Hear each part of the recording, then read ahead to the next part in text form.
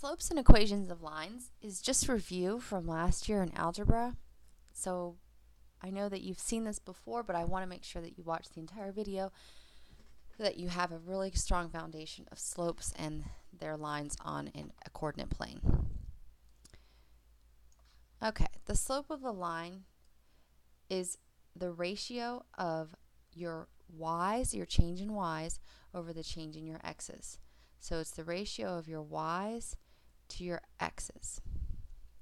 The formula we use is we take one of our y values and we call it y2, and we subtract the other y value. And we divide that by our x value minus our other x value. You can also do y1 minus y2 over x1 minus x2. It doesn't really matter which of these you use, you're going to get the same answer. What matters is as long as whatever value you use for y first, you use that same value for x first in the denominator. Positive, negative, zero, or no slope is determined by the slant of the line. If it's going from negative to positive in the right direction, so from left to right, if it's going up, or it seems to be going from negative to positive, then this is considered a positive slope. From left to right, if it's going up, it's considered a positive slope. If it's a horizontal line, just think of it like a ski slope. You can still ski on a horizontal line. You're just not going to go up or down, right? So it still has a slope of 0 because you could still ski on it. It just doesn't have a slant to it. A negative slope from left to right goes from the positive to the negative y values. So from left to right, it's going in the downward direction. That's how we know it's got a negative slope. Just like you read a book, left to right, it's going down. An undefined slope, you can't ski on that hill. If you tried to ski up that hill, you would fall and die. It's undefined. When you're trying to figure out what slope is, you take one coordinate and count your rise over your run. But even more specifically, your y values over your x's. Because you all know rise over run sounds like y's, rise, y's, rise, y's over x's, rise over run, y's over x's.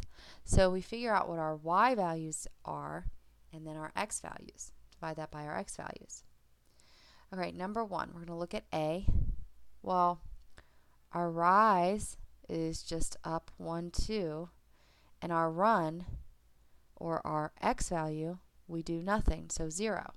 And if you try to take 2 divided by 0 in your calculator, it won't let you do it because it's undefined. You can't divide by 0 in your calculator. All right, C, we look at our x values, how do they change? And then our y values, we look at our y values, how do they change? And then our x values, how do they change? So in order to get from this point to this point, we would have to go up 1 y and over 1, 2, 3 for x. And just double check, from left to right, do you notice that it's going in a positive direction? It's going up. So this is a positive 1/3 slope. And then letter E, our rise, well, it doesn't go up or down. So our rise is 0, our y's are 0. But we do have a run, or we do have a change in y of 1, 2, 3. Well, if you take 0 and divide it by 3 in your calculator, you get 0. Now let's use the slope formula to find the slope through the given points. Remember, this is x. Second value is y. We take our y values and subtract it, put them over our x values subtracted. So I'm going to do y, which is 1, minus y, which is 9. And since I used this y value first, I have to use this x value first So I take 2 minus 8.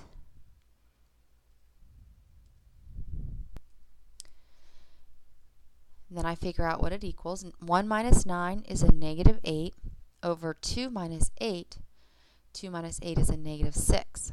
So now we have negative over negative. That's going to give me a positive slope. 8 over 6, well, 2 goes into 8 4 times. 2 goes into 6 3 times. So I have a positive 4/3 slope.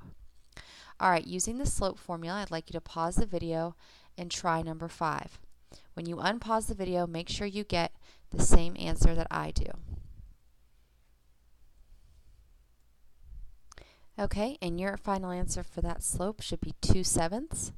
If you didn't get that, here's what I did.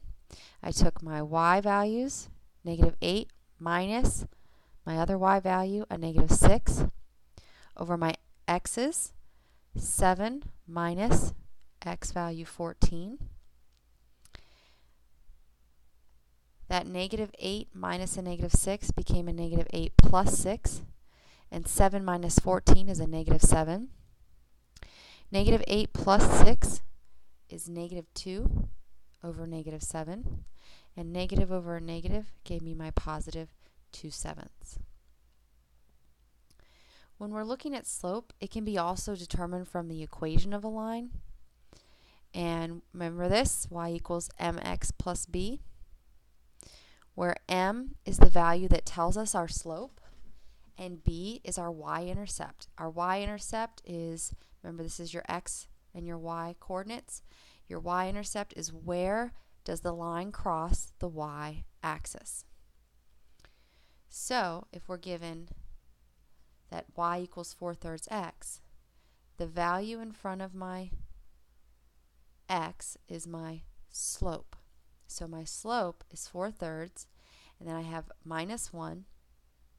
The negative 1, minus 1 and negative 1 are the same thing, is my y-intercept, and my y-intercept is negative 1.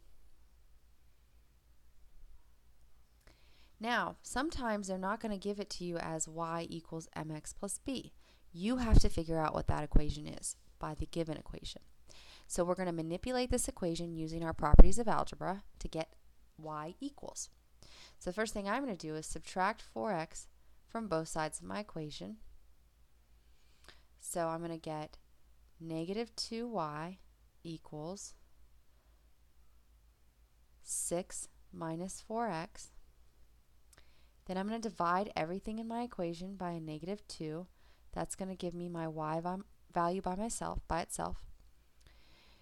That goes to 1. So I have y equals 6 divided by negative 2 is a negative 3. Negative 4 divided by negative 2, negative and a negative is a positive 2x. Now it doesn't say y equals mx plus b, it says y equals b plus mx. And that's okay because commutative property says we can take this negative 3 plus 2x and we could just kind of flip-flop it. So it reads 2x minus 3 because this is still a positive 2x and this is still a negative 3.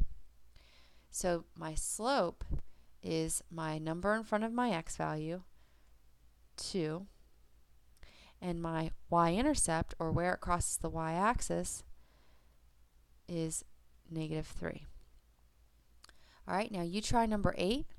First get it to say y equals, and then we'll figure out what your slope is and your y-intercept is. Pause the video and see if you get what I get. All right, if you solve for y, you would have gotten y equals 5x minus 8, making your m, your slope, 5, and your b, your y-intercept, negative 8. The only thing I had to do with this equation was really easy. I just had to add 5x to both sides. So I get y equals negative 8 plus 5x, and then remember I can flip-flop these by commutative property. So I'm left with y equals 5x minus 8. Now, parallel lines and perpendicular lines. Parallel lines have the same exact slope. So, if two lines are parallel, they have the same exact slope. Two vertical lines are parallel because remember, undefined, they both have the same exact slope. Undefined is the same, so they'd be parallel. perpendicular lines are perpendicular if their slopes are opposite, oh, that's spelled wrong, opposite reciprocals of each other. So what that means is, if I have a slope of 2, opposite would be a -2, and reciprocal would be flipping it. So putting that 2 in the denominator and a 1 on the numerator and making it negative. So opposite, flip, opposite reciprocal. So in order to write an equation of a line, well, here we're given y equals -3x with a y-intercept of -3. So how can I write an equation of a line with this slope, because it's parallel, and this y-intercept? Well, parallel to y equals -3x would still have a slope of -3, then my x, and then my y-intercept is -3. So parallel to y equals -3x would be y equals -3x, and with a y-intercept of -3, -3. Number 10, parallel to y equals 1/4 x minus 4 with a y-intercept of 1/3. So if I want a line parallel to 1/4 minus x, or 1/4 x minus 4 with a y-intercept of 1/3, well, parallel means keep the same slope, so it's going to be 1/4 x, and given a y-intercept of 1/3, my new equation would be y equals 1/4 x plus 1/3.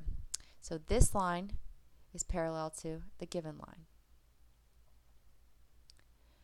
To determine if the lines are parallel, perpendicular, or neither, we need to solve for y in both equations and then identify the slopes, and then notice if they're opposite reciprocals of each other. So the first thing I'm going to have to do here is divide by 2 on both sides of the equation. So y equals 6 divided by 2 is 3x. 10 divided by 2 is 5. So my slope here is 3, and my slope here was -1/3. Well, 3, opposite reciprocal to that would be a -1/3, and that's what we have. So these two are perpendicular. All right, pause the video for number 12 and see what you come up with. You have to solve for y on the second part of the equation. Okay, and when we solve for y, we got y equals 2x plus 5, making the slopes both 2, meaning that these two lines are parallel. All right, if you struggled with solving this for y, go ahead and take a look at this. We got 2y minus 4x equals 10. I'm going to have to add 4x to both sides of my equation. So I have 2y equals 10 plus 4x. I have to divide everything by 2. So I get y equals 10 divided by 2 is 5, plus 4 divided by 2, which is 2x. And then commutative property says I can flip these, so it says y equals mx plus b, so y equals 2x plus 5. And they both have a slope of 2. All right, and the last thing is, how do you graph a line with a slope of 2 passing through points 5, 1? Well, I'm going to go ahead and plot that point 5, 1. 1, 2, 3, 4, 5, up 1. And it's got a slope of 2. So slope of 2 would be y is 2 over run, which is 1. So 2 over 1 is my slope. So that means from this point, I go up 2 over 1, up 2 over 1, or I can go down 2 to the left 1, down 2 to the left 1. So here's my line right here. If I connect a straight line, I got this line right here. How do I plot a point on the graph of a line that is perpendicular to this line? Well, perpendicular, I would take the slope and make it opposite reciprocal. So opposite means make it negative. Reciprocal means flip it. So flipping 2 over 1 would give me 1 over 2. So now I just have to plot a line with a slope of -1/2. And what I can do is pick that point they gave us, 5, 1, 1, 2, 3, 4, 5, 1, and then instead of going 2 over 1 from that point, I'm going to go -1 over 2. So I'm going to go down 1 to the right 2. I can also go up 1 and to the left 2, because notice it's going from left to right in the negative direction. So any point going down 1 to the right 2, or going up 1 to the left 2, any point that you plot along that line is going to be perpendicular to this original line.